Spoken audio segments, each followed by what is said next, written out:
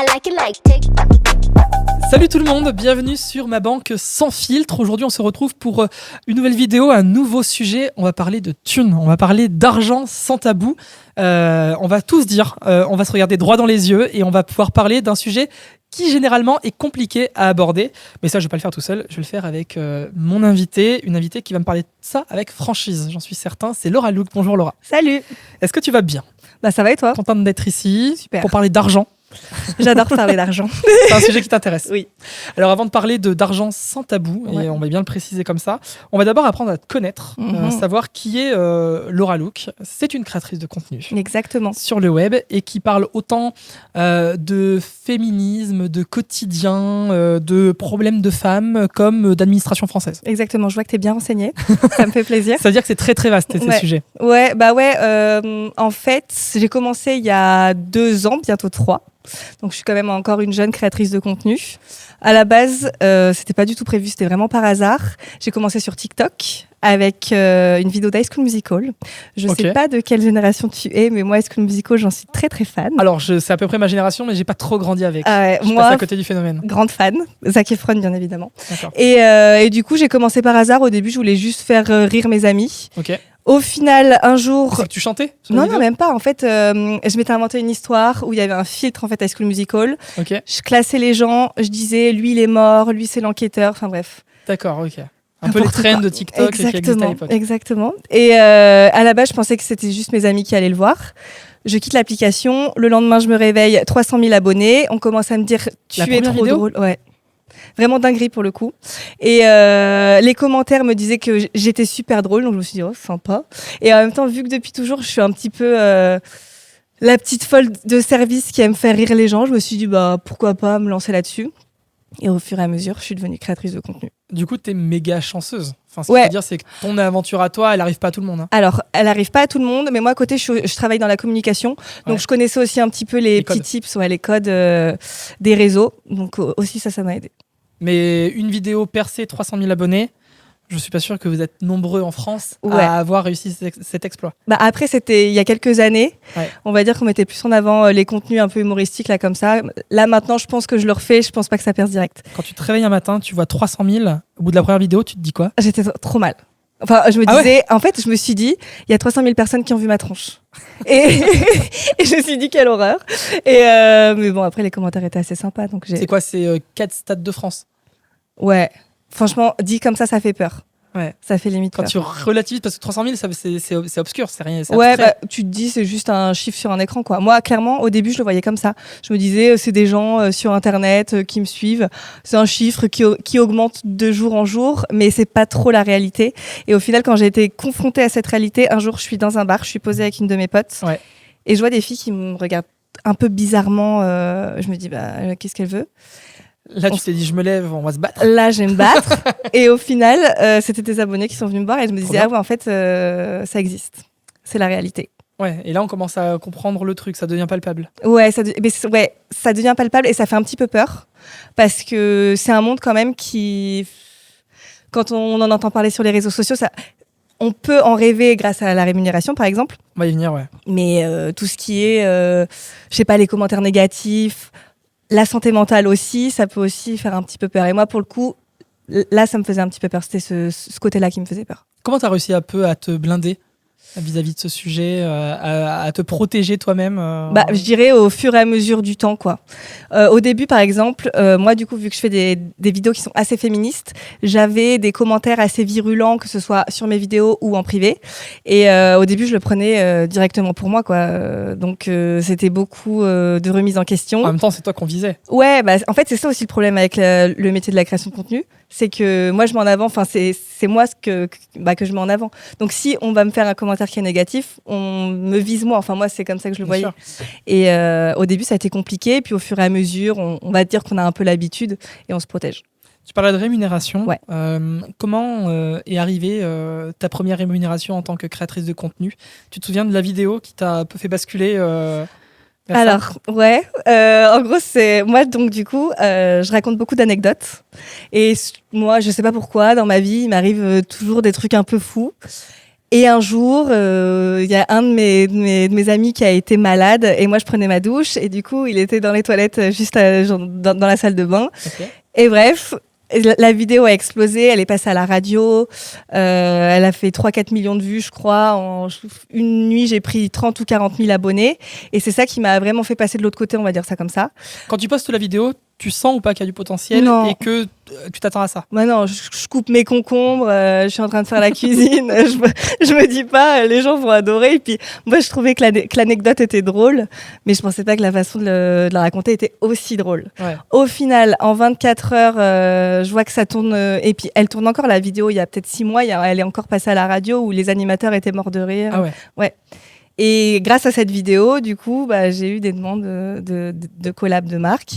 Et ce qui a été très compliqué, on va dire ça comme ça, c'est mettre un prix sur ma personne. Au début, je vais pas te mentir, je voyais un petit peu ça comme, pas de la prostitution, mais je me disais, c'est bizarre qu'on me donne un prix. Ah bah tu vends ton image. Ouais, je vendais mon image. Tu vends clairement ta tête. Ouais. Justement, est-ce que tu peux expliquer un petit peu à ceux notamment qui ne connaîtraient rien à ce Ouais. milieu-là, ou même à des jeunes qui sont consommateurs de TikTok, d'Instagram, tout ça, comment marche la rémunération? Comment on arrive à se rémunérer en tant que créateur de contenu? Parce qu'il y a plusieurs biais en fait. Ouais, tu as plusieurs types de rémunération. La première sur TikTok, en gros, tu as un créateur, tu as un programme de créateur. Tu dois avoir 10 000 abonnés, tu dois faire un certain nombre de vues, j'ai pas le chiffre exact en tête, par mois. Okay. Et tu dois demander à faire partie de ce programme. Et c'est TikTok qui accepte si oui ou non, tu peux en faire partie. Et c'est l'appli ensuite qui te rémunère? Voilà, c'est ça. Et en gros, tu es rémunéré. Alors, à l'époque, en 2022, c'était 1 € les 1000 vues. Maintenant, ça fonctionne plus comme ça. Ça dépend de combien de vues tu fais au mois, s'il y a beaucoup de commentaires, etc. Et toutes les vues ne sont pas éligibles. Ça, c'est important. C'est-à-dire? On peut pas se faire d'argent sur les mineurs, par exemple. Ok. Voilà. Et donc, du coup, t'as ça et t'as aussi les marques. Ouais, j'ai aussi à les côté. marques. Donc, qui vont soit, du coup, me travailler avec moi sur TikTok et maintenant aussi sur Instagram. Ok. Et Ouais. donc, du coup, comment ça se passe? C'est elles qui viennent te chercher, Ouais. qui te proposent des collaborations. Bah, c'est en ça. gros, soit tu me cites ou soit tu te places tel produit. Voilà, c'est ça. Ou bon, après, moi, j'ai un agent et c'est aussi le travail de mon agent de me dire, par exemple, en début d'année, tu veux travailler avec qui? Moi, je lui fais la liste et après, c'est lui qui va démarcher. C'est un commercial, quoi. Ok, donc t'as vraiment quelqu'un qui gère ton business. Ouais, c'est surtout la partie administrative et commerciale.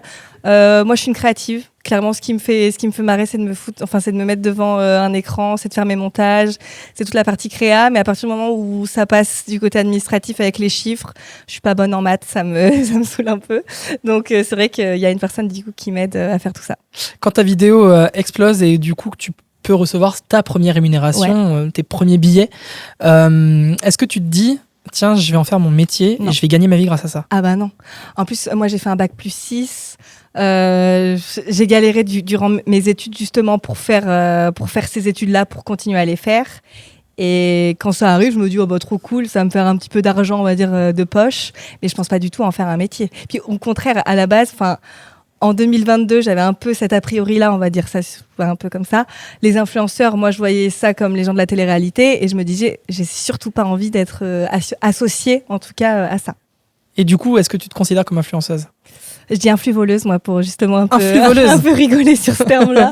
Mais plus créatrice de contenu, je passe ma vie à écrire, parce que je fais des scripts aussi. Je dis pas que toutes mes vidéos sont scriptées, mais moi, ce qui me plaît, c'est écrire, c'est faire mes montages, c'est filmer mes vidéos. Donc, c'est de la création de contenu. Pourquoi un flux voleuse? C'est une manière de pas assumer? C'est avec finalement. Booba. Avec Booba, il y a eu. Alors excuse-nous, tout le monde n'a peut-être pas les références, et pour le coup, je l'avais pas. Non, c'est que du coup, il y a eu une grosse guerre anti-influenceurs de la télé-réalité sur les réseaux sociaux. Ah, mais oui, si, j'ai vu ça. Voilà, et donc du coup, je me suis dit, autant jouer avec ce terme et l'employer pour faire rire les gens, quoi. Ok. Ouais. Mais donc, du coup, plutôt créatrice de contenu. Ouais, c'est ça. Voilà. Et aujourd'hui, tous tes contenus sont rémunérés? Non, pas tous. Non. Quoique sur TikTok, je fais toujours des vidéos de plus d'1 minute parce que moi je la ferme jamais, je parle tout le temps. donc clairement c'est très facile de tenir plus d'1 minute. Bah, du coup, si les gens te suivent, c'est que ça plaît. Ouais, bah oui. Après, j'ai été connue parce que je racontais des anecdotes et c'est surtout parce que je dis ma vérité. Je suis quelqu'un de très entière, donc je le dis même sur Internet et même si ça plaît pas, c'est comme ça. T'abordes plein de sujets et surtout t'as une manière de les aborder un peu comme on pourrait parler d'ici, ma banque sans filtre. Pour le coup, sans filtre, toi ça te parle. T'abordes les sujets de manière vraiment frontale. Ah, frontale, et puis je parle comme je parle. On me dit souvent que je suis un peu vulgaire et j'en ai un peu rien à faire, quoi. Ouais. Je veux pas changer. Au contraire, si je mets ma personne sur les réseaux, c'est pour montrer qui je suis. Si je commence à changer, après, je trouve que ça dénature complètement ce que je propose, en tout cas. Est-ce que c'est pour ça que ça marche ? Parce que tu es authentique ou parce qu'en tout cas, tu essayes d'être la personne que tu es dans la vie sur les réseaux ? Ouais, je pense parce que les gens, ils ont été habitués sur les réseaux à un monde un peu enjolivé, tout ce qui est beau, un peu parfait, la clean girl, etc. Alors en ce moment, on est dans la clean girl. Et moi, je suis pas clean. Enfin, je suis clean, hein, je suis propre. Mais c'est pas mon quotidien. Donc, je montre qui je suis. Et c'est vrai que je pense que les gens sur les réseaux sociaux, en tout cas, sont de plus en plus en recherche vers. Enfin, ils veulent de l'authentique. Ils veulent se voir en fait à travers quelqu'un, je pense. Nous ici, on a des belles lumières, on est un peu maquillés. Sur tes vidéos, c'est pas même sur tes vidéos, c'est pas tout le temps le cas. Hein. T'avais des t-shirts un peu amples, tu te laisses aller, tu montres qui tu es. En fait, justement, c'était au début, tu vois, je me disais comment je fais, est-ce que je suis toujours bien apprêtée, etc. Et d'un point de vue de ma logistique personnelle, il vaut mieux que je sois en pyjama, que je sois tranquille et démaquillée. Comme ça, au moins, je me prends pas la tête là-dessus, je me prends plus la tête sur. Temps. Ouais, exactement. Je vais direct au sujet, au contenu, puis voilà. Parce que du coup, on dit souvent que le temps, c'est de l'argent. En tout cas, le temps, c'est des vidéos. Ouais. Quand on est créateur de contenu, et le temps, c'est précieux. Ah bah oui, ça c'est clair. Au moins, je gagne du temps. Je vais là où j'ai envie d'aller, en tout cas. Et peu importe si je suis très apprêtée ou non. Aujourd'hui, on parle de cette question dans cette émission, d'argent sans tabou. Pourquoi pour toi, parler d'argent, ce n'est pas tabou ? C'est pas un sujet qui te gêne ou qui te dérange ? Bah, en fait, je comprends pas déjà pourquoi ce serait tabou l'argent. On en a tous besoin. Déjà, on est dans une société hyper capitaliste. Si on n'a pas de sous, bah, clairement, ça bouge pas. Donc, moi, je comprends pas le tabou autour de l'argent, alors qu'en plus, j'ai été élevée. Enfin, moi, il y a mon père, il me disait toujours, faut pas parler d'argent, faut pas parler de rémunération. Et au final, je trouve que ça crée des conflits pour rien. On va tourner autour du pot pour rien. Autant en parler, quoi. Autant y aller. Voilà, autant y aller. Alors du coup, on va essayer d'y aller à fond dans ce podcast. Let's go. Pour parler ensemble d'argent, est-ce que déjà c'est un sujet que tu évoques avec tes proches ? Tu parlais de ta famille, tu parlais de ton père qui disait faut surtout pas en parler. Est-ce que justement, toi, t'as pris un peu le contre-pied inverse, t'as fait un pied de nez à ton père et tu lui dis voilà ce que je touche. Non, alors je dis pas que. En fait, il y a aussi un problème avec le métier d'influenceur. Je veux dire, c'est vis-à-vis de la rémunération. L'image. Ouais, moi par exemple, mon père, il est artisan et là il est à la retraite maintenant, mais il a travaillé, il a 60 ou 70 heures par semaine. Si je lui parle de ma rémunération, je sais que par exemple, il va pas trop comprendre parce qu'il va se dire, bah toi, t'es tranquille chez toi, t'es dans ta cuisine, t'es en train de couper une courgette et tu te fais ce que je me fais en un mois à l'espace de 3-4 vidéos. Mais par contre, avec mes amis, par exemple, je vais en parler librement. Et justement, limite, je suis intéressée par ce qui touche. Enfin, je comprends pas pourquoi c'est un sujet. Et justement, avec ton père, t'as pas essayé d'en discuter pour que ça soit un sujet déjà de compréhension, mieux faire connaître ce que tu fais ? Bah, je lui en parle, mais je vais pas jusqu'à la rémunération. Il a 65 ans, on les change pas les vies. Hein. On les change pas. Hein. Ouais, et puis quand t'as trimé toute ta vie. Ouais, bah c'est ça. Moi, je me dis, moi par exemple, je me mets à sa place. J'arrive à 65 ans, il y a un nouveau métier qui sort parce que le monde de l'influence et de la création de contenu, c'est hyper nouveau. On me dit, tu gagnes, je sais pas, genre 1500 € en faisant une vidéo d'1 minute 30. Je me dis, mais qu'est-ce qui cloche là ? Qu'est-ce qui va pas ? Je comprendrai pas non plus. Donc après, je lui demande pas de me comprendre non plus. Ou alors, faut que tu l'incites à faire des TikTok sur l'artisanat ou Non, je crois, il est pas à l'aise avec tout ça. Quand il est devant un écran, il a les lunettes au bout du nez. Là, il est comme ça, il est pas très à l'aise. Justement, t'as appris toi à devenir à l'aise de plus en plus Devant les écrans ? Ouais. Bah, ça s'apprend à l'aisance. Je pense que ça s'apprend, mais donc moi, je me suis filmée, mais depuis, je crois, à 13 ans, je faisais des clips sur ma webcam. Et t'as pas posté ça ? Ah non. Je préfère mourir plutôt que de poster ça. Mais j'ai toujours été sur les réseaux sociaux et je m'en suis toujours amusée. Donc au final, j'ai toujours été un peu à l'aise. Après, c'est vrai qu'au début, quand tu poses ta caméra et tu te dis, bon allez, je me filme, qu'est-ce que je vais raconter ? Il y a des petits bugs, il y a des petits moments où tu te dis, bon. Mais au fur et à mesure, après, on devient de plus en plus à l'aise. C'est comme une compétence. Le piano, par exemple, là j'en joue pas, mais je pourrais très bien apprendre et être hyper forte après. Tu parlais de tes amis qui, du coup, évoluent dans la même génération que toi. Ouais. Normalement, les amis évoluent aussi dans les mêmes sphères sociales ou dans la même société que nous. Ils comprennent ou pas ce que tu fais, ton métier et du coup, les rémunérations qui suivent ? Ouais, moi j'ai de la chance. Je suis entourée de super amis qui m'encouragent à mort. Et je trouve que c'est important aussi, dans le métier en tout cas que je fais, d'être avec des personnes qui sont pas forcément jalouses ou qui vont pas essayer de te tirer vers le bas. Il y a déjà assez de personnes sur Internet qui essaient de le faire. Alors si en plus en tout cas, ma sphère perso, j'ai ça, c'est l'enfer. Mais moi, pour le coup, non, ils sont hyper compréhensifs. Au contraire, ils me donnent plein d'idées. Moi, je me nourris de personnes avec qui je traîne. Alors justement, parlons-en sans tabou. Combien ça rapporte une vidéo TikTok ? Bah, ça dépend combien de vues tu fais. Mais tu vois, par exemple, là, je te disais 1000 vues égale 1 euro. Ouais. Donc, tu te dis, 1 million de vues, 1000 ça vues fait éligibles. Éligible, exactement. Mais par exemple, 1 million de vues, généralement, tu touches, on va dire 300 € grand max. Ah ouais ? Ouais, c'est pas non plus ouf. Hein. On se dit...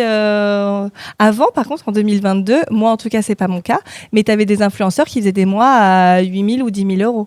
Très facile sur TikTok, même plus. Ouais, mais là, il faut poster tous les jours. Ouais.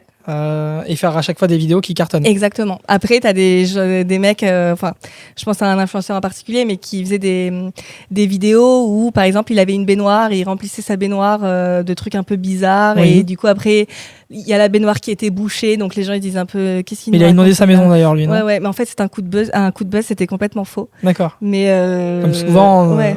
Mais du coup, il faisait des trucs pour que justement ça rapporte des vues et donc beaucoup plus d'argent. Ok, et donc du coup, tu disais 300 € pour 1 million de vues, ce qui du coup amène même à moins d'1 euro les 1000 vues. Ouais, moi par exemple, mon RPM, parce qu'on appelle ça un RPM. C'est-à-dire quoi RPM ? Je sais pas du tout, c'est en anglais. Mais je sais que c'est genre vis-à-vis de la vue. Okay. C'est genre, moi je te touche 50 centimes environ sur les 1000 vues. Ok. Pour 1000 vues. C'est compliqué de se représenter quand on n'est pas dans le milieu. Hein. Ouais, on se dit c'est pas énorme en fait, 50 centimes. Ah bah c'est pas énorme. Hein. En vrai, si tu fais par exemple... Oui, mais si tu fais 3 millions de vues, entre guillemets, chaque vidéo, parce que t'es l'un des plus gros influenceurs de France, ça va très vite. Ah bah oui, de ouf. Bah, par exemple, cet été, j'ai fait une vidéo où mon copain se faisait piquer par une vive. Un poisson qui est horrible et tout. C'est sympa. Ah ouais. Tu l'as bien mis en valeur là. Ouais, en plus je me suis beaucoup moquée de lui. Mais du coup, j'ai eu 3 millions de vues et ça m'a fait 1 000 €, là pour le coup. D'accord. Voilà. Ok. Et du coup, on parlait de d'autres biais tout à l'heure, notamment des marques, des collabs avec les marques. C'est ça qui rapporte le plus ? Ouais, bah oui, complètement. Parce que les marques, généralement, en plus, elles sponsorisent du coup ton contenu. Donc, elles utilisent ton image. Donc, pareil, là, ça hausse les prix. Il suffit, par exemple, qu'elles te demandent un réel sur Instagram, un set de story. Bah là, forcément aussi, les prix augmentent. Et à chaque fois, c'est calculé aussi, là aussi, au nombre de vues ou pas ? Le prix ? C'est-à-dire, est-ce que par exemple la marque, elle va dire ok, vu que toi tu fais tant de nombre de vues, j'accepte ton tarif Alors ouais, ils regardent un peu les vidéos que tu fais, donc là ils se disent ok, elle fait ça à peu près comme vue. T'as aussi ton pourcentage d'engagement qui est hyper important. Après j'aime, etc. Ils étudient en fait. Après c'est le travail de mon agent. Mais ouais, c'est un gros package, on va dire. C'est les vues et l'engagement le plus important. Tu me parlais tout à l'heure de ton prix, en disant au début j'ai un peu peur, j'ai l'impression de me prostituer. Bah ouais. Je reprends tes mots. Comment tu as réussi à le fixer, ce prix ? Et est-ce que c'est aussi quelque chose de mouvant dans le temps en fonction de comment toi tu évolues ? Alors moi je l'ai pas fixé parce que justement c'était un truc qui m'angoissait énormément de me dire combien je vaux. C'est pour ça que j'ai un agent. C'est lui en fait qui est le pro, c'est son métier en tout cas. Et il bouge ce prix en fonction, vu que je vais prendre des abonnés, forcément ça augmente. Et puis voilà. Ok, et ça va être le même prix quelles que soient les marques ? Ou il peut y avoir des différences en fonction, des secteurs ou Pas forcément des secteurs, mais bon, par exemple, tu sais qu'il y a des marques qui ont plus de budget qu'une autre, forcément, tu vas augmenter tes prix pour ces marques-là. C'est plus une fourchette, tu vois, de prix que l'agent il a. Et si, par exemple, imaginons, je sais pas, tu as une entreprise de pommes qui veut travailler avec moi, c'est un petit verger, tu sais qu'il a pas trop de moyens. Tu vas faire un tarif en fonction. Exactement. Et puis si moi j'ai très envie de travailler avec cette marque, je me dis aussi, là je baisse mon prix, j'ai trop envie de travailler avec elle, donc vas-y, je le fais. Sans les citer, parce que sinon après on va devoir en citer 3 à chaque fois, ça va être très long. Ouais. Mais tu travailles plutôt avec quel type de marque, quel secteur, quel domaine ? Moi c'est hyper large. Tu vois, c'est comme mes vidéos, vu que. Oui, c'est pour ça. Je posais la question. Beaucoup de la cosmétique. Shampoing, etc. Sachant que tu te maquilles pas forcément. Pas forcément beaucoup, mais je sais pas pourquoi ils sont intéressés par moi, je comprends pas. Beaucoup de l'alimentaire. Ouais. Parce qu'en fait, à la base, j'ai commencé aussi mes vidéos où j'étais en pause repas. J'étais chez moi et je faisais à manger et en même temps, j'en profitais pour filmer ma vidéo. Okay. Donc, les gens ont un peu ce souvenir-là de moi. Qu'est-ce que je fais? Et je vais faire aussi beaucoup de marques qui concernent les femmes. Donc, ça peut être, je sais pas, les serviettes, les compléments alimentaires pour les règles, par exemple, des choses comme ça. Ouais. Parce qu'à chaque fois, les marques, elles sont venues parce qu'elles ont vu que Ouais. dans ta vidéo, il y avait des sujets qui les intéressaient. Exactement. Et elles se disent, ah ok, elles partagent soit nos idées, soit nos valeurs. Ouais, c'est ça. Après, souvent, je peux aussi faire la petite maline où je me dis, j'aimerais bien travailler avec ce genre de marque, donc je vais évoquer ce sujet-là dans une de mes vidéos, par exemple. Ah ouais, Ouais. c'est à ce point-là qu'on réfléchit un peu Ouais. au business plan. Parce C'est que ça. on est en plein modèle C'est ça. économique là. Pour te donner un exemple, par exemple, j'ai déménagé en septembre. Ouais, Et j'avais envie d'avoir du nouveau mobilier. ok. Donc du coup, j'ai fait une vidéo humoristique où justement je dis que je déménage. Puis je faisais des gros appels de phare en mode les marques, je déménage. Et au final, on m'a offert... J'ai besoin d'une commode. Voilà, et c'est exactement ça. C'est une commode? Ouais, du coup, j'ai eu un buffet. J'ai eu plein de trucs aussi. Donc j'étais bien contente. Ok, mais après ça fait partie du jeu. Ouais, c'est ça. Hein. Ça fait complètement partie Autant du en jeu profiter. et essayer d'en profiter. Est-ce qu'il y a un moment, toi, dans ta vie Ouais. et dans ta vie de créatrice de contenu où tu as senti que parler d'argent sans tabou, de pouvoir en parler librement, c'était d'une part important et que tu avais le droit de le faire. Est-ce qu'il y a eu un déclic, quelque chose qui, toi, t'a un peu fait changer ton mindset, comment on pourrait dire? Alors, c'était pas dans ma vie de créatrice de contenu. Donc, du coup, avant, j'ai fait mes études durant 5-6 ans. Et à côté, j'avais un travail étudiant. Mais j'étais complètement indépendante. Donc, forcément, il y avait des mois, c'était vraiment, vraiment la galère. L'enfer, mais j'en parlais à personne. Je devais en parler un peu à ma mère, mais bon, ma pauvre mère était en mode oui, super, mais elle pouvait pas m'aider, quoi. Et du coup, j'avais un peu cette pression, et c'était un peu à l'époque où je me disais, j'ai un peu été élevée dans le grand tabou de l'argent, faut pas trop que j'en parle. Donc à mes proches, à mes amis et tout, j'en parlais pas, je me débrouillais, même limite, je montrais une image de moi où en mode oh non mais ça va, tout roule. T'as été élevé plutôt dans quel milieu modeste Non, moyen. Moyen. Ouais. Tranquille, après j'ai grandi en Creuse, hein, donc forcément c'était tranquille, mais non, enfin j'ai manqué de rien. Mais après c'est vrai que pour mes études supérieures, mes parents ont divorcé en plus, donc du coup c'était je me suis débrouillée, quoi. Et du coup je me suis un peu renfermée, tu vois, dans ce truc où je parlais pas de mes soucis d'argent. Moi ça me pesait, j'étais trop mal. Et puis un jour ça a un peu éclaté où j'en ai parlé à mes amis et mes amis ils m'ont donné des conseils sur comment je pouvais, par exemple, l'émission locale ou quoi que ce soit pour m'aider, quoi, tout simplement. Et c'est à partir de ce moment-là où je me suis dit, faut parler de ces choses. Enfin, ça sert à rien de faire un grand sujet autour de l'argent, alors que littéralement, l'argent, il y a tout le monde qui en a ou en a pas. Enfin, on est tous un peu dans la même galère, quoi. C'est marrant que dans le cercle familial, ça reste aussi tabou, alors que pour les jeunes, les parents, c'est la principale source de conseils pour 4 jeunes sur 5. Ah ouais. Donc ça veut dire que si les parents déjà ne témoignent pas et qu'il y a ce tabou, mais c'est clair. où on va trouver les bons conseils pour parler d'argent et parler de gestion, parler patrimoine, parler budget. Éducation financière, quoi. Moi, j'en ai aucune. Hein. Moi, clairement, c'est moi qui... Enfin, tu t'es construite toute seule. Ouais. Et comme ça, au début, tu vois, c'était compliqué parce que moi, j'ai commencé à économiser à 25 ans, donc c'est hyper tard. Et j'avais des potes à 25 ans, ils avaient déjà, par exemple, 10 000 € de côté.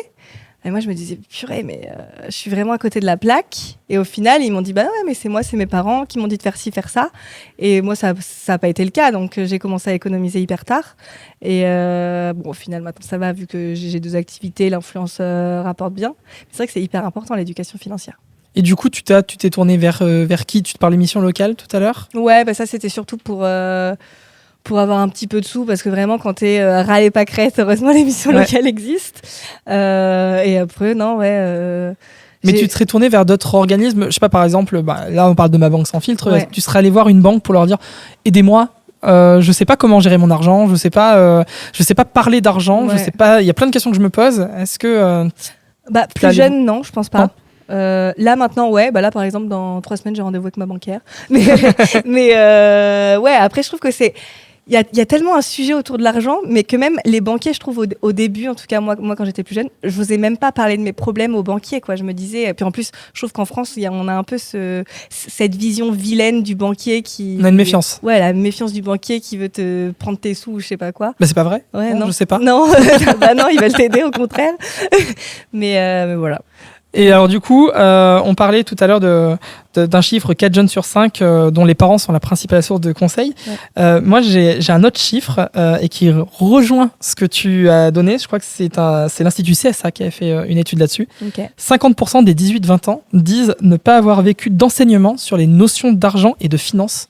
Oh bah ça m'étonne pas. Un jeune sur deux. Ouais. C'est énorme. Ah bah oui, c'est énorme. Mais on n'en parle tellement pas que ça... En fait, je suis pas non plus si étonnée que ça, tu vois. Et avec tes potes ? Avec mes potes, on en parle tout le temps. Honnêtement, je crois qu'il n'y a pas... Enfin, c'est affreux même. Parce que je me faisais la réflexion là ce week-end. Je crois qu'il n'y a pas une soirée où on ne parle pas d'argent. Même... Enfin, je trouve que par exemple, quand on se fait embaucher dans un nouveau travail, forcément, il y a toute cette question de faut que je négocie mon salaire, etc. Et c'est vrai que nous, on en parle beaucoup. Du salaire et tout ça, du salaire brut. Donc c'est une question qui est devenue, on parlait de manière plus frontale, en tout cas on la pose avec beaucoup plus d'aisance, ouais, je pense. D'aisance et on n'est plus décomplexé en fait sur ce sujet, en tout cas quand on est jeune, à en parler. Bah, je pense que c'est une question de génération. Hein. Je sais pas toi, mais... Oui, alors après je pense que ça dépend aussi des personnes avec qui t'en parles. Ouais. Même dans une même génération et du cercle social, je pense qu'il y a beaucoup de choses qui rentrent en jeu. En tant que créatrice de contenu, est-ce que toi, tu en parles aussi sur les réseaux ? D'argent, j'ai partagé mon expérience justement quand j'étais grave en galère d'argent. Après maintenant, moi, je m'en fiche. Je le dis que je vis bien mieux ma vie et qu'au contraire, je suis hyper reconnaissante, etc. Mais que maintenant, j'ai accès à des choses dont avant, j'avais pas accès parce que j'ai plus d'argent. T'as le sentiment que tu, au-delà d'inspirer, peux donner envie à plein de jeunes de se dire voilà, ça a l'air d'être de l'argent facile. Ah bah oui, grave. Moi, je le vois avec mon neveu, par exemple. Mon neveu, là, il a 18 ans. Et l'autre jour, il me disait je veux être créateur de contenu comme toi. Et moi, je lui ai dit, en fait, on ne devient pas créateur de contenu parce qu'on le choisit. C'est une passion, par exemple. Moi, ma grande passion, c'était tout ce qui était montage, même les réseaux sociaux. Ça a toujours été une passion, je m'en cache pas. Mais c'est grâce à ça que j'ai pu être créatrice de contenu. Il faut juste que tu trouves ta petite chose.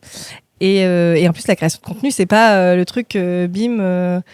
Tu poses ton téléphone et puis voilà, non, c'est de la réflexion. Avant, beaucoup de réflexion. Tu as aussi une période de test où tu vas faire des choses sur les réseaux, ça fonctionne pas du tout.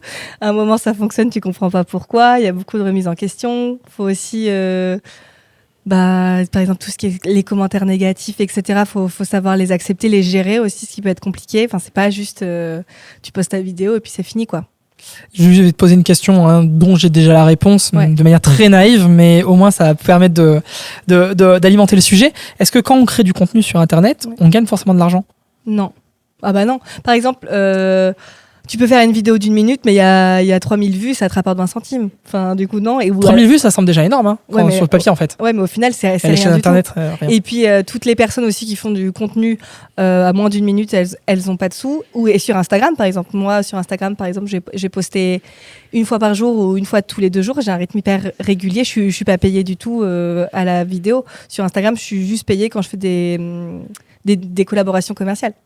Moi, j'étais en formation avec des jeunes de 20 à 28 ans, il n'y a pas très longtemps, il y a quelques semaines, et je leur ai demandé leur projet pro, ce qu'ils aimeraient faire dans leur projet professionnel plus tard, et j'ai eu une réponse qui m'a un peu marqué, et je vais te demander de commenter cette réponse. Il m'a dit, j'aimerais monter ma boîte pour faire de l'argent. Ah bah ouais, mais non. Et je lui ai dit, mais c'est quoi ton concept ? Il m'a dit, je sais pas, j'irai plus tard, mais je veux faire de l'argent. Qu'est-ce qu'on lui répond à ce jeune ? Je pense que si tu as la motivation première, c'est de te faire de l'argent, tu feras jamais de l'argent. Enfin, moi, je le vois comme ça. Faut que tu apportes autre chose sur la table. Et c'est, par exemple, en faisant ta passion, si tu parles de choses qui t'intéressent, par exemple, là, je te parle de la création de contenu. Moi, tout ce que je parle sur mes réseaux, ça m'intéresse grave. Donc, forcément, tu as une passion, tu as un truc qui se dégage de toi. Et là, les gens sont intéressés. Et c'est grâce à tout ça que tu te fais de l'argent, que tu as les collabs, etc. Donc, faut quand même qu'il y ait une motivation plus grande, on va dire, que se faire de l'argent. Même si, bon, je comprends, c'est intéressant de se faire de l'argent. Mais il faut aussi qu'on ait de l'argent. On est obligé. Il faut aussi autre chose derrière. Je repense à une autre étudiante aussi qui m'avait dit, je vais faire de la création de contenu. Alors, pas forcément pour faire de l'argent, mais parce que je veux faire de la création de contenu, mais sans savoir exactement ce qu'elle voulait créer comme contenu. Et en fait, ça me faisait penser un peu à la même chose, de se dire, il faut quand même que tu aies un objectif, un concept, quelque chose de fort derrière pour que ce que tu fais, ça soit intéressant et potentiellement tu puisses en vivre. Ah bah oui, c'est ça. Après, si elle a déjà la motivation de faire de la création de contenu, c'est bien, elle a commencé, on va dire, le process.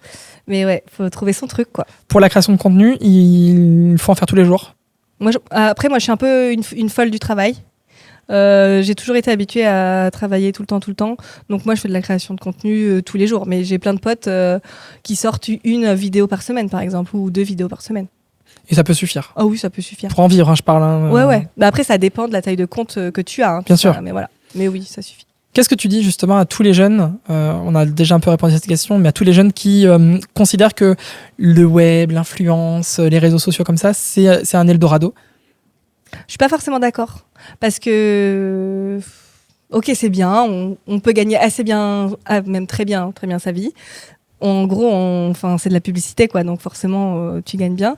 Mais tu as quand même des gros points négatifs vis-à-vis de ton image, par exemple. Moi, je mets en jeu littéralement mon nom et mon image. Donc, imagine un jour, je touche du bois, je me le souhaite pas, mais il y a un bad buzz ou quoi que ce soit, c'est littéralement moi, ma personne qui tombe, on va dire ça comme ça, c'est un grand mot, mais ou même tout ce qui est commentaires négatifs pour la santé mentale et tout, parfois c'est compliqué. Ou juste, vu que en fait, ton métier, c'est ton téléphone, tu as toujours accès à ton téléphone. Donc, Tu ne t'arrêtes jamais de bosser. Ouais. C'est compliqué. Par exemple, moi, en vacances, c'est pas des vacances. J'arrive pas encore à déconnecter complètement. Tu regardes tes statistiques à quelle fréquence? Au moins, peut-être 8 fois par jour, je pense. 8 fois par jour? Ouais. Wow.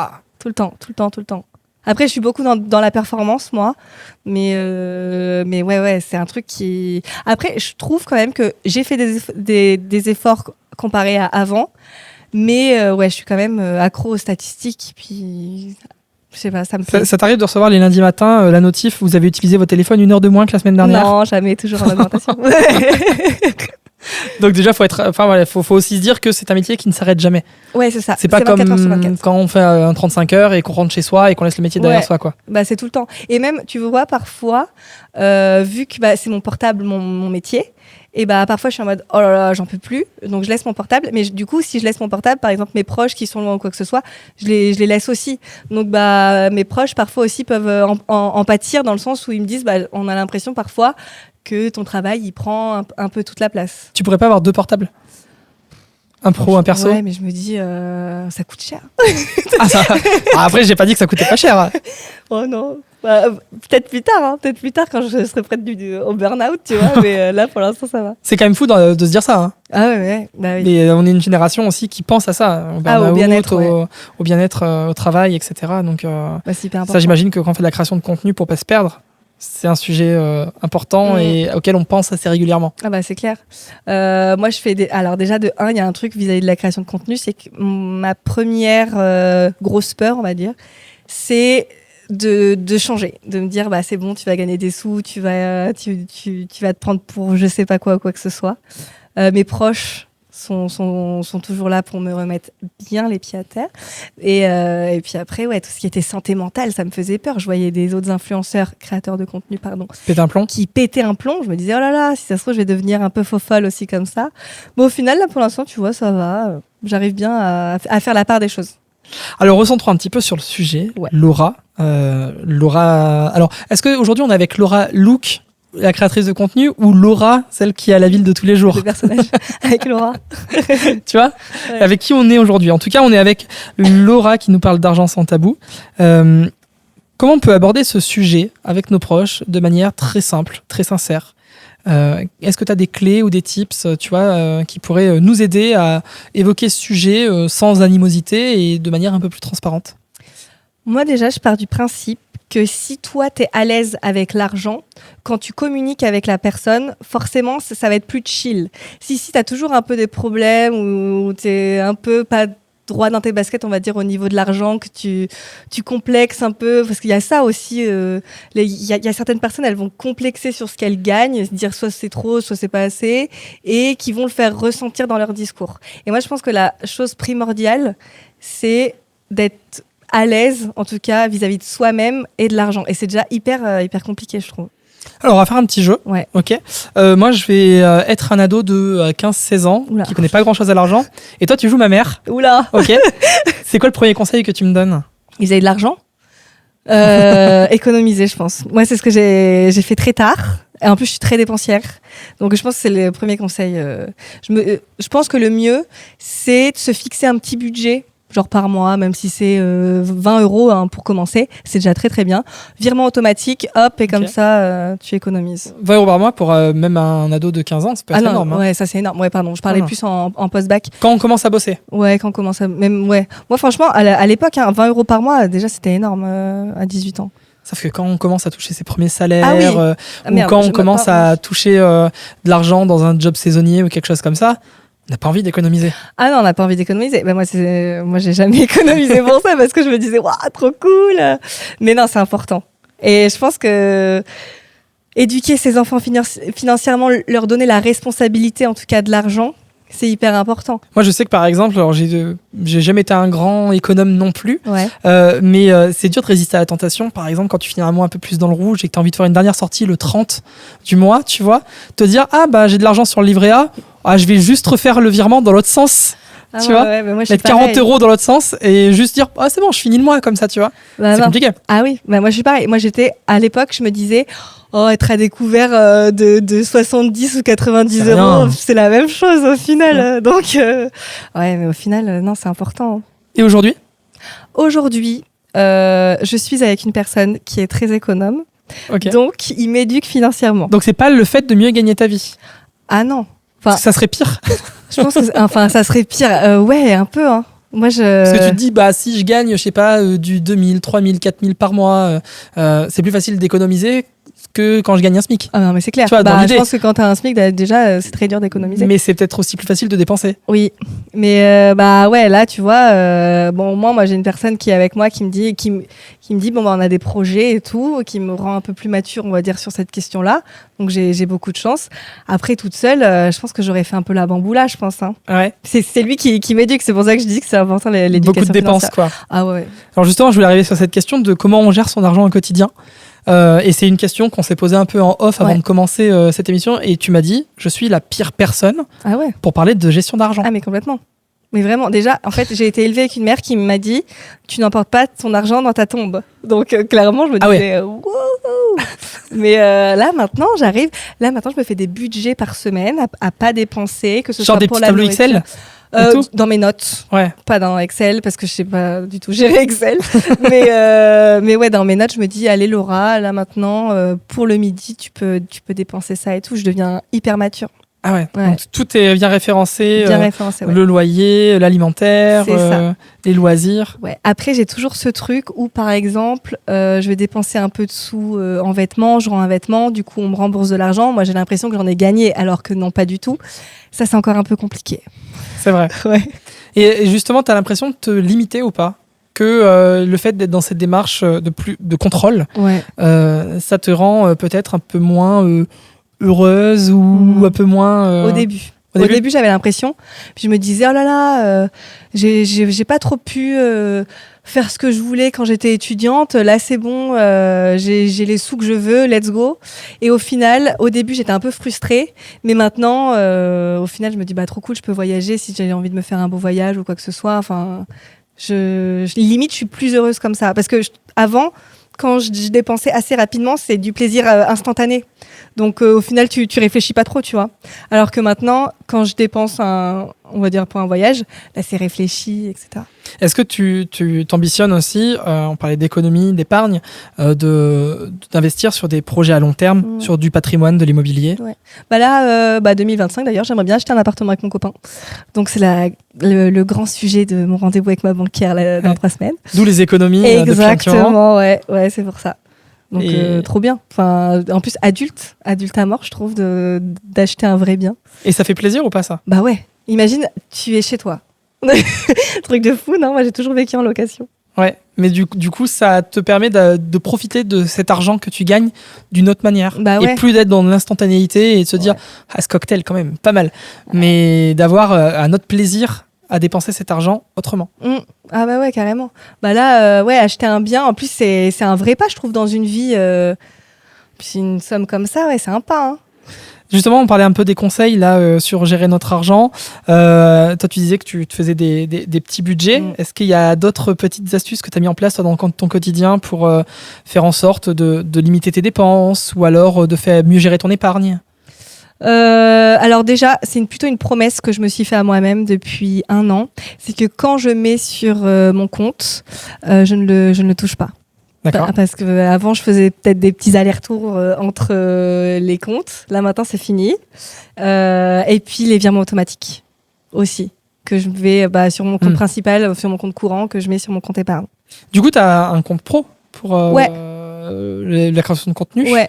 Est-ce que le fait d'avoir eu un compte professionnel, ça a changé aussi ta vision vis-à-vis de ton compte personnel? Ouais, déjà, en fait, le compte pro, j'ai l'impression que c'est un truc un peu plus... Je sais pas trop comment expliquer. Plus instauré, plus sérieux, quoi, on va dire ça comme ça, plutôt que mon compte courant. Mon compte courant, j'avais l'impression un peu que c'était le sou du Monopoly, quoi. Parfois, je me disais, oh cool, je suis en verte. Mais alors, c'est drôle parce que j'ai exactement la même vision. Ah ouais? Mais vraiment, c'est-à-dire que depuis que j'ai un compte pro, mon compte pro, ça doit être très solide, très carré, et mon compte perso, c'est un peu plus, allez, c'est en chantier, quoi. Why not, quoi. Mais moi, après, il y a un truc aussi vis-à-vis du professionnel, c'est que, je sais pas pourquoi, j'ai cette peur de impôts, URSSAF, etc. Et je me dis que... Les mots font peur. Ah ouais, direct, les mots font très peur. Je me dis, oulala, on gère bien, là, ce Oui, côté-là. parce que ce qu'il faut rappeler aussi à tous les jeunes qui nous écoutent et qui veulent faire de l'argent, qui veulent gagner de l'argent, qui veulent monter leur entreprise, être entrepreneur, faire de la création de contenu, c'est que il y a ce qu'on gagne, et il y a ce qu'on donne aussi. Exactement. Ce qu'on dépense. Alors, à tort ou à raison, vous débattez dans les commentaires. Hein, c'est pas, on va pas en débattre maintenant.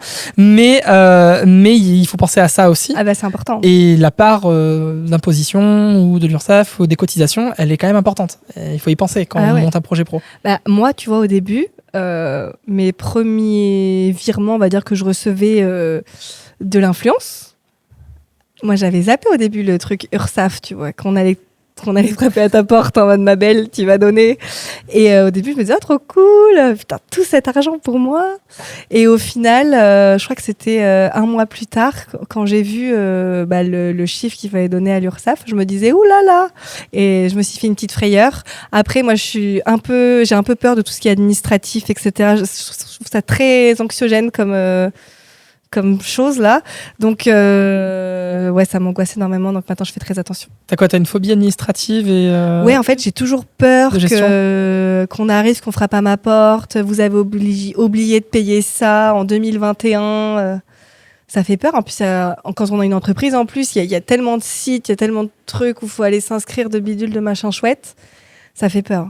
Faut prendre en compte. J'ai l'impression que c'est une grande partie de poker où tout le monde a misé de l'argent, où toi tu vas récupérer tout cet argent parce que tu as gagné, mais tu as oublié la part du croupier. Ouais, c'est ça. Le croupier. Et quand le croupier passe, tu fais ah, il reste plus que ça. Génial. Ouais, mes jetons. C'est ça, les jetons. Mais ouais. C'est vrai qu'il faut pas oublier ça, tout ce qui est taxes, etc. Et ça, c'est quelque chose au tout début où tu fais de la création de contenu, tu l'envisages pas. Ah bah non. Ah bah ça c'est clair. C'est-à-dire qu'il y a plusieurs échelles. Il y a la première rémunération où la première fois tu fais ah tiens, je vais gagner de l'argent grâce à ça. La deuxième étape où tu te dis ah oui, je peux vraiment vivre de ça. La troisième étape où tu dis ah oui, je vais vivre de ça, mais il y a tout ça derrière aussi. Bah c'est ça. Moi, tu vois, c'était un truc qui m'angoissait beaucoup d'être indépendante, on va dire, de faire uniquement de la création de contenu. Là, le 1er mars, je deviens créatrice de contenu à 100% full time, mais parce que je trouvais ça hyper angoissant en fait de se dire quand t'es entrepreneur en tout cas, t'as des taxes à payer et puis après t'as aussi ta vie, t'as plus de sécurité, c'est angoissant aussi je trouve. Et justement, aujourd'hui, là, si tu avais un petit message sur cette question-là à faire passer à des jeunes qui nous écoutent, tu leur dirais quoi ?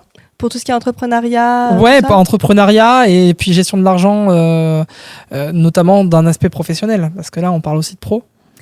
Déjà de bien faire attention hein, et de penser au lendemain, c'est ça le truc le principal, je trouve. Ouais. Je pense qu'avec l'argent, surtout dans notre génération, je trouve, et la génération du coup plus jeune, on est dans l'instant. On est vite, faut que ce soit vite, il faut que ce soit instantané. Et je pense que ça se voit aussi avec l'argent. On dépense de plus en plus et pourtant on gagne pas non plus plus en plus quoi. Donc faut toujours bien penser à ce qui va se passer après et se poser quoi. T'as des abonnés qui viennent dans tes messages privés ou tes DM te demander des conseils pour qu'ils se lancent ou te dire comment t'as fait pour gagner autant d'argent Ouais, et être ouais. aussi célèbre? Vis-à-vis, forcément de la création de contenu. C'est pas du tout vis-à-vis de l'argent. On a posé quelques-unes vis-à-vis de, par exemple, des agents et des marques, comment travailler avec des marques. Mais c'est surtout sur la création de contenu, comment trouver les idées ou être régulière. Après, je trouve que ils posent pas souvent de questions sur l'argent, sur ce qu'on gagne, par exemple. Ouais. En tout cas, moi, on m'a déjà posé 3 questions, genre par exemple, j'ai X abonnés, on me propose X argent. À ton avis, est-ce que c'est bien? Juste ça. D'accord, ok, ça permet d'avoir un comparatif. Voilà, c'est ça. Et du coup, tu réponds? Oui, carrément. Moi, je suis hyper ouverte. On m'envoie un message. J'essaie au maximum de répondre. Là, tu vois, je prends de plus en plus d'abonnés, donc ça devient de plus en plus compliqué. Mais oui, sinon, au max, en tout cas, j'essaie de répondre. Non, mais je veux dire, tu gardes pas tes petits secrets pour toi, non. En mode. Non. J'ai réussi, c'est mon marché, moi je sais comment faire, donc je vais pas tout donner. Non, moi je suis pas dans cette vision-là, tu vois. Je suis plus dans le partage. Au contraire, plus on est à réussir et plus c'est cool, quoi. Il y a de la place pour tout le monde. C'est exactement la question que je voulais te poser. Sur les réseaux sociaux, est-ce qu'il y a vraiment de la place pour tout le monde? Bah oui, parce qu'on n'est pas tous pareils, on n'a pas tous la même vision des choses, on n'est pas tous intéressés par les mêmes sujets. Donc oui, carrément, il y a de la place pour tout le monde. Parce que si demain on est plus de créateurs de contenu que de viewers, ça va être compliqué. Bah, c'est pas grave, on regardera les vidéos des uns des autres. Donc au final, on sera toujours autant. Est-ce qu'on aura le temps de le faire par contre? Parce que les journées font que 24 heures. Donc, tu swipes, tu sais, tu fais comme ça, tu restes 3 secondes et après tu enchaînes. Ça te fait pas, ça te met pas un petit coup de des fois te dire, en fait, les gens ils restent pas sur mes vidéos? Je crois que j'y pense même pas. Je me dis, bon, au moins, ils sont restés 3 secondes, c'est bien, j'ai réussi à capter 3 secondes. Ouais, généralement, s'il reste que 3 secondes, c'est que t'as pas réussi à capter tant que ça. C'est vraiment, allez hop, ça dégage. Ouais, non, en vrai, je me pose pas cette question-là. C'est qu'ils ont pas aimé ton contenu. Ouais. Après, généralement, l'algorithme nous propose aussi des contenus similaires à ce qu'on regarde ou ce qu'on aime. Ouais, et ce qu'on commente aussi. Et ce qu'on commente. Ouais. Donc, Mais ouais, après, parfois, moi, je tombe des fois dans des spirales, en tout cas, où mes vidéos sont proposées à certaines personnes, je me dis, mais comment je suis arrivée là, hein? Comment je suis arrivée dans cet algorithme? Sachant que les algorithmes, si on prend Instagram ou TikTok ou LinkedIn, enfin vraiment des réseaux assez différents, c'est pas forcément les mêmes. Donc on n'arrive pas dans les DM, enfin dans les stories ou dans les fils d'actu de chacun de la même manière. Ouais, c'est tellement compliqué les algos. Enfin moi-même, alors que c'est mon métier d'essayer de le comprendre, je le comprends pas. Et en plus il y a des mises à jour tout le temps. Enfin c'est incompréhensible. Et est-ce que, alors là je sais pas si tu vas pouvoir répondre à cette question, mais est-ce que comprendre les algos, tu penses que ça te permettrait à terme de gagner plus d'argent? Bah ouais, parce que par exemple sur TikTok, si tu commences à capter l'algo, tu fais plus de vues, donc forcément ça entraîne plus d'argent aussi. Mon rêve de capter l'algo TikTok, vraiment trop bien. Et aujourd'hui tu l'as toujours pas compris? Non, parce qu'il y a toujours des mises à jour, enfin c'est trop relou.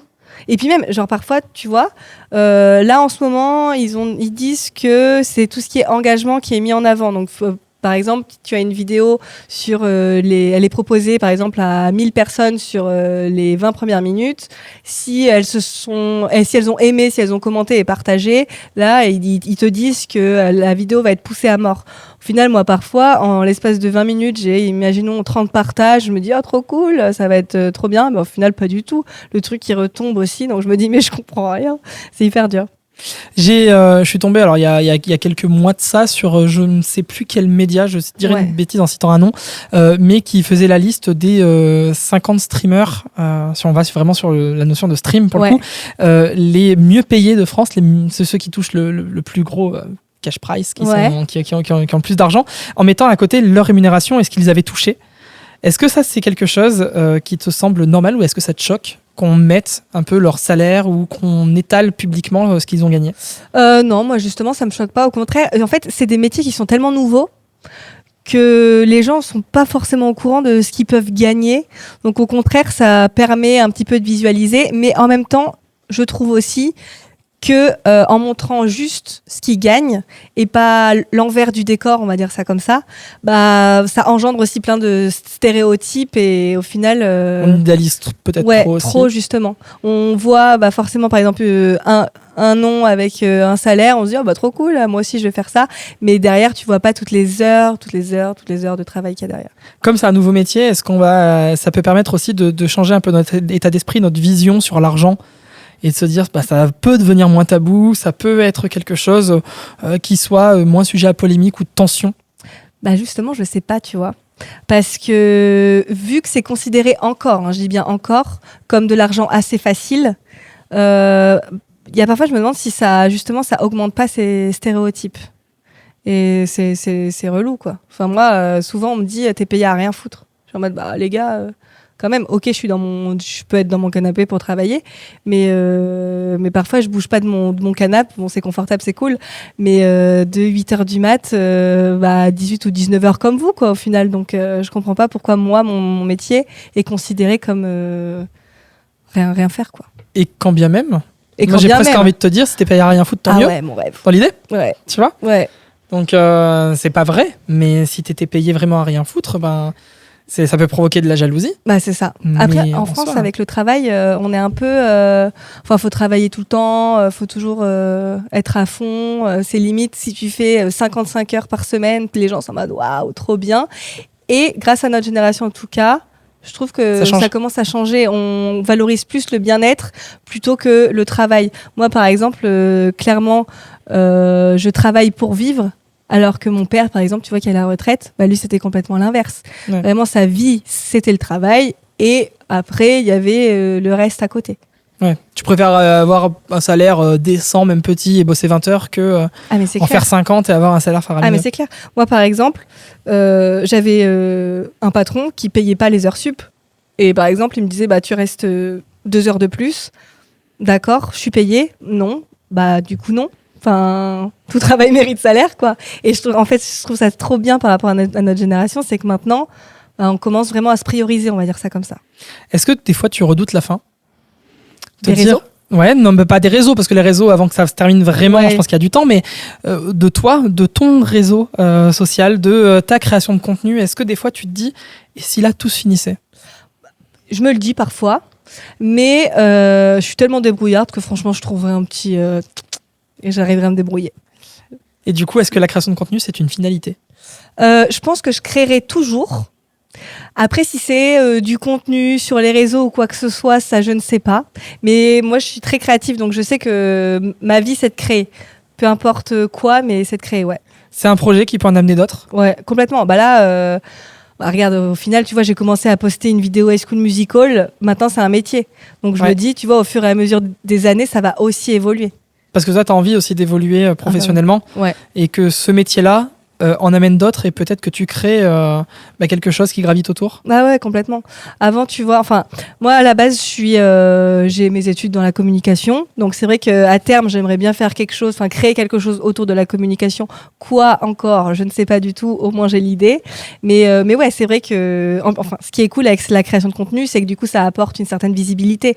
Donc, en fait, il faut juste que je réfléchisse maintenant à ce que je veux en faire de cette visibilité. Parce que c'est vraiment pas donné à tout le monde. L'utiliser, bah oui, l'utiliser à bon escient. C'est ça. Au mieux, en tout cas. Moi, j'ai un dernier chiffre à te donner avant de passer un peu à la fin de notre échange. 73%, c'est le nombre d'ados interrogés par l'enquête que je t'ai citée tout à l'heure de l'Institut CSA, qui indique leur intérêt pour des séances organisées d'éducation financière ou à l'argent au sein de leur école ou université. Bonne ou mauvaise idée, selon toi? Hyper bonne idée. Je signe, moi, direct. Clairement, je signe. Ça t'aurait servi ou pas si t'avais eu ça, toi, à l'université ou Ah bah au oui, lycée? complètement. Mais tu vois, il y a, par exemple, au lycée, je comprends pas pourquoi il n'y a pas, mais même 1 ou 2 heures, tu vois, souvent au lycée, on a des cours qui durent quelques semaines. Pourquoi ils initient pas des choses comme ça? On touche un peu en SES, en sciences économiques et sociales. Ah ouais, mais faut Enfin, faire à l'époque, justement de je sais pas, l'ES. ça s'appelle encore l'SES, si je crois. Ouais, je crois. Mais il faut faire ES. Bah c'est ça. Moi, c'était pas mon cas. Moi, j'étais en L, option troubadour, donc clairement. C'est vraiment le nom de l'option, on est sûr de ça? Non, option théâtre. mais ouais, non, mais c'est hyper important. L'éducation financière, en plus, par exemple au lycée. Déjà, le lycée, moi, je trouve ça hyper angoissant. J'ai l'impression que je vais passer pour une personne hyper angoissée. Mais tu vois, genre à 17 ans, tu dois choisir ce que tu vas faire de ta vie, parce que c'est un peu ce que disent les profs. Et donc, ce que tu vas gagner, Voilà, ce que tu vas gagner où tu vas te mettre, avec presque qui tu vas habiter. Exactement. Et donc, 1 an plus tard, faut que tu sois en études sup. Moi, clairement, c'est ce qui m'est arrivé. Études sup, appartement, gérer les comptes, gérer tout ça. Tu donnes ça à une personne de 18 ans qui a jamais eu d'éducation financière comme moi. Bah alors là, moi, j'étais en PLS. Et qui a regardé High School Musical il y a encore 6 mois, quoi. Qui imaginait Troy Bolton, qui vient pas. Donc, compliqué, tu vois. Donc là, ça t'aurait clairement servi et ça t'aurait changé. Ah bah clairement, hein. Vraiment, c'est une une très très bonne idée. Donc voilà, je sais pas si ça va être mis en place et si c'est mis en place, est-ce que ça va être généralisé partout à quelle fréquence, mais en tout cas, c'est l'une des pistes qui a été soulevée par cette enquête. On va arriver doucement vers la fin, Laura, et à chaque fois, on pose la même question, la question des trois conseils. Je pense que ça va être un peu un récap de tout ce qu'on s'est dit. Quels seraient les trois conseils que tu donnerais aujourd'hui pour parler d'argent sans tabou? Alors on s'adresse plutôt aux jeunes. Mais après, ça peut être 3 conseils pour un peu n'importe qui et peut-être pour moi, pour les gens qui nous regardent, pour ton père. Pour mon père. Alors papa, si tu m'écoutes, commencez à parler d'argent. Ça serait quoi tes 3 conseils à toi? Déjà, essayez du moins d'en discuter avec ses proches. À partir du moment où on passe cette barrière-là, je trouve, on commence à être un peu plus à l'aise avec l'argent. On n'ose pas parce qu'il y a toujours ce truc de oui, mais si lui il gagne plus, est-ce que il va me voir? Enfin, c'est trop bizarre cette question d'argent. Mais en discuter, économiser, ça c'est très important. Ça, on l'aura compris. Et c'est surtout vraiment écoutez-moi, économiser vraiment. Et après, 3e point, je sais pas du tout. Faites influenceur, ça rapporte. Ouais, franchement, allez sur votre canapé, faites des vidéos, foutez rien de votre vie, vous serez super bien payé. Non, mais puis après, le truc bête, mais quand on a envie, en tout cas, de quelque chose, c'est bête à dire, mais travailler, quoi, tu vois. Ouais. Travailler pour. Travailler comme vous le sentez, et comme ce qui vous passionne, mais il faut travailler. L'argent, ça vient pas tout seul. Bah, on aimerait bien. Hein. Moi, quand j'étais petite, je pensais que ça poussait sur les arbres, mais bon, c'est pas ça la réalité. Là, on a des conversations de vieux. Ah ouais, carrément. Vraiment. Là, on a franchi un cap.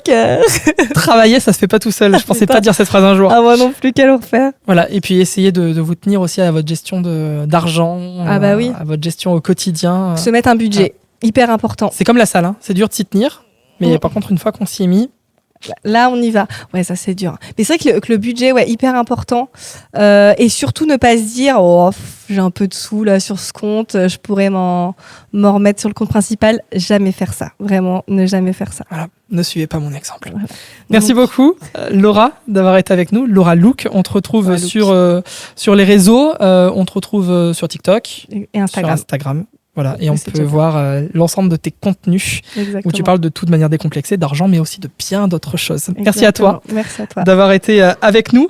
Et puis, n'oubliez pas, gérez bien votre argent, parlez-en, et puis faites-le de manière décomplexée, libérée, et ça marchera beaucoup mieux. N'oubliez pas à vous abonner, à liker, à partager, à commenter, toujours de manière décomplexée, et ça nous fera plaisir. Merci à tous, à bientôt pour une nouvelle vidéo. À la prochaine.